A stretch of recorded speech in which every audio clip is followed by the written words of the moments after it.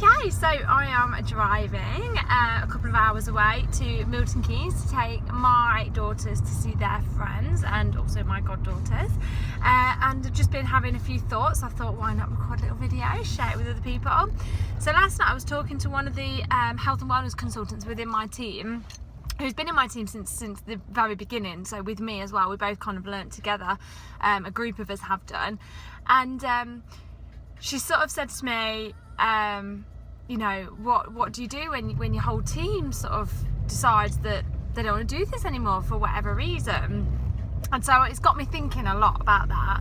And there are occasions where people will decide that they've been in your team and they don't want to help other people with their product needs anymore for whatever reason. You know, they don't want to learn about the new products that come out, they don't want to train on the industry and on the products and help other people with their shopping needs and get paid for that. That is absolutely their choice, and we have to absolutely respect that always. It isn't for everybody. They do say it is only about 5% of the population that do succeed so massively at network marketing, because those are the types of people that like to help other people and want to keep giving and giving and giving back. So anyway, back onto the point. There was a time in my business when, as a team, we were all pulling together to bring in product sales to reach a certain amount to promote us as a team. And we all worked together so well. We locked arms. Every day we were on it. We were sharing our products with other people. We were listening to what other people wanted for their shopping and tailoring products for them. We were all pulling together, a big team effort. And I found that we did it and it was amazing. And then I found, when I looked back at the statistics, that the whole team didn't put efforts in. It was probably half of the team. And the other half that didn't, not only did they not recommend products to other people, they didn't even purchase any for themselves. So they really were not part of the big team effort. And I thought, oh my gosh, that's really serious. That's half my team inactive. They've not let me know, but I can clearly see from the websites they've not worked their business for a month and they've not done anything to contribute towards this massive team effort. So that was me realising that half my team were no longer with us as a team anymore. And it got me thinking, what would I do if I went to sleep and I woke up in the morning and my whole team moved to another company? Another company comes swooping in, offers them, I don't know, £10,000 each to move to this other company, promises them it's easier, the products are better. You know, we've all heard it all before, all that jib jab, and obviously we've all seen it happen to people, and then they try and come back to Arbonne, and it's so difficult to get back in when you've left like that, especially if you take people with you. It's really, really not ethical at all. So anyway, what would I do if my whole team left? Would I just curl into the fetal position and cry and say, oh, it's all over, never mind, let's go and get a job? No, I wouldn't. I'd get back up, I'd dust myself down, I'd start again. So what do we need to do to start again? We need to pretend our whole team do not exist. Yes, if we have got people in our team, obviously you still need to be there for them. But for right now, mindset, pretend they don't. Pretend they do not exist. What would you do? So the first thing you have to do is build a client base, because you own a shop.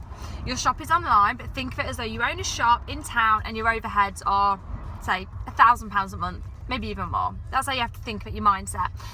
What clients are walking through your shop front door and buying products from you? Who's coming to you for the service that you provide to learn about the products? You are an expert in your field, and people are drawn to experts. When we go to buy a car, we don't just go to our friend and say, what do you think? We go to an expert. If we go to have our hair coloured, we go to an expert. We go to seek somebody whose advice is coming from a place of them taking their time to learn extensive amounts of information about that topic. So if we want a childminder, we go to somebody who is an expert in that field, that has spent time learning children inside out and everything about it. They're an expert in their field. If we go to book a holiday, we go to an expert, somebody that's put time to learn about the holiday industry so that they can provide us with amazing service. So that was me stalling. So we want exactly the same. We want somebody to listen to us that is going to give us good service. Okay, I got a bit lost there because I stalled. Whoops. And we're just crawling, so it's not like I'm going very fast. So, put me off. So you have to think about it as you are starting again from scratch. So for me, if I woke up this morning and everyone in my team had gone, the first thing I would do would be get my products out there and build a client base. That's the first thing I'd do. I wouldn't even worry about building a team right now. I'd get my skills up, building a client base, recommending my products, and get my shop really active.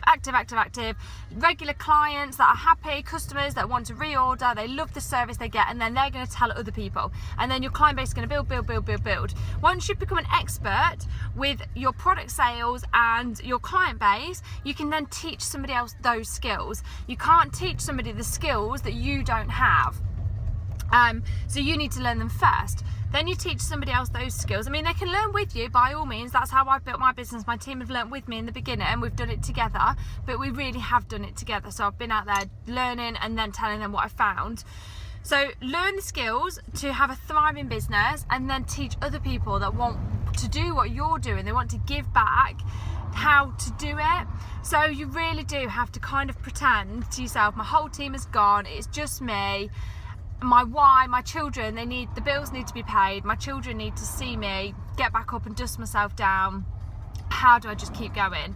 So that is it. You just need to really become an expert, a master in your industry, so that people want to shop with you. Because you have to think, if you moved to another town and you didn't know anybody at all, and you were, say, a PT instructor, and you're a good PT instructor, you move to a town where you don't know anybody, would you just go, oh, I don't know anybody, I might as well just give up, I don't know anybody that would want my service, my products? Or would you get out there and build clients?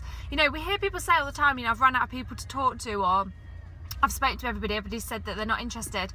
Is that what a hairdresser would say? If a good hairdresser moved to Australia and they didn't know anybody, is that what they'd say? No, they wouldn't. They'd get out there and meet people and tell people what their service is.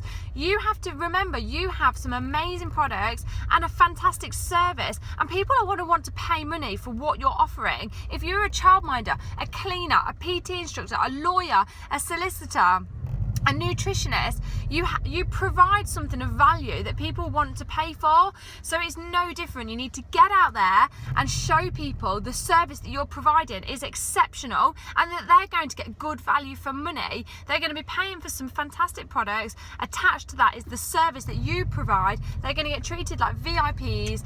You're going to make their life easier, and all round people are going to want that service. If I wasn't an Arbonne representative, I would have a health and wellness consultant that I could ring up and say, oh, I ran out of toothpaste, can you order me some more? Or I ran out of all that anti-aging stuff you got me, it's amazing, I really need you to get me some more because I can't not use it. Or you know, my fizz sticks ran out, can you get me 2 more boxes? Things like that.